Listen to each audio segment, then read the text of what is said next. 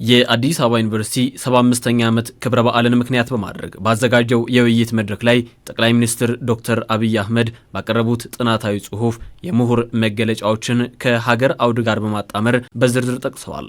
ምሁርነት ሐሳብን የሚያከብር የሚጠይቅና የሚያሰላስል መሆኑ ለሀገር ስለሚኖረው ጥሪትም አብራርተዋል።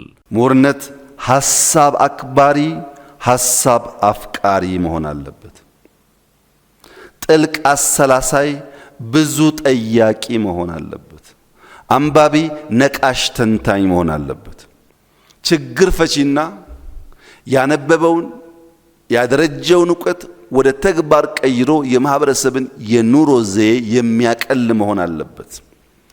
ክሪቲካል ቲንከርስ ነገሮችን ከተለመደው መንገድ በተለየ መልኩ የሚያዩ መሆን አለባቸው። በዚህ ረገድ ምሁራን ብቁ ትውልድ ማፍራትን የመንገዳቸው ፍሬ ማድረግ እንደሚችሉ የጠቀሱት ጠቅላይ ሚኒስትር ዶክተር አብይ አህመድ ዓለም አቀፍ ተሞክሮዎችንም በማሳያነት አንስተዋል። እዚህ ላይ የምሁራን ሚና ምን መምሰል አለበት የሚለውን መንገድም ከራስ መትረፍን ባለመው ሀገራዊ ምህዳር አስረድተዋል። አሌክሳንደር ዘግሬትን ያስተማረው አርስቶትል ነው። አርስቶትል ያነበበ የጻፈ ቢሆንም ኢምፓየር ለመገንባት እኔ ነኝ አላለም። ኢምፓየር ለመገንባት የሚችልን ሰውን የሰራው። እናንተ ያነበባችሁና የጻፋችሁ የግድ ኢምፓየር ገንቢ መሆን አይጠበቅባችሁም። ኢምፓየር ገንቢ መስራት ግን ትችላላችሁ። ኢምፓየር ገንቢ ስትሰሩ በዚያ ሰው ስራ ውስጥ የእናንተ ትምህርት ጎልቶ ሊታይ ይችላል። ኢትዮጵያ ውስጥ ያለው እንደዚህ አይደለም። እኔ ኬንያ ዩኒቨርሲቲ ግራጁዌት ያደረኩ ሰውዬ እያለሁ እንዴት ጅማ ዩኒቨርሲቲ ግራጁዌት ያደረገው ሰውዬ ሚኒስትር ይሆናል ይላል።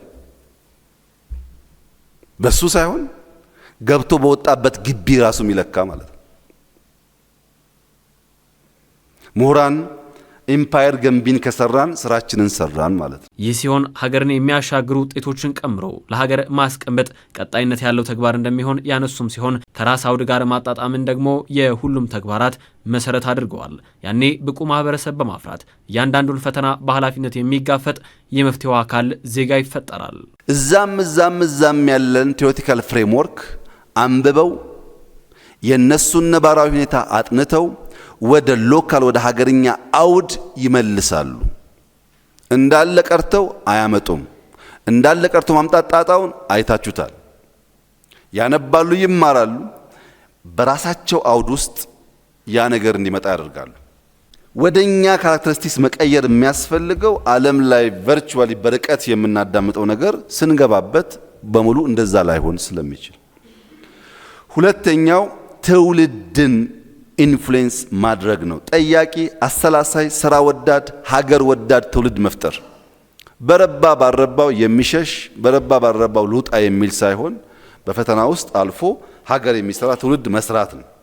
ሶስተኛው ማህበረሰብን የሞራል ኮምፓስ እንዳይስት ኤቲካል ጋይድ ሆነው በተለይም ኮምፕሌክስ ቫልዩስን ግራፕል እንዲያደርግ ማህበረሰብን ማንቃት ማስተማር ሌላው ስራቸውን አስኳሎ የሚያገለግሉበት ስራቸው ነው። ምሁርነት በዚህ ሲገለጥ ከስሜታዊነት ወጥቶ ችግር ፈቺና መፍትሄ አሳሽ የሚሆን በዚህ የሚመራ ትውልድን የሚፈጥር እንደሚሆንም ጠቅላይ ሚኒስትር ዶክተር አብይ አህመድ በማብራሪያቸው አመላክተዋል።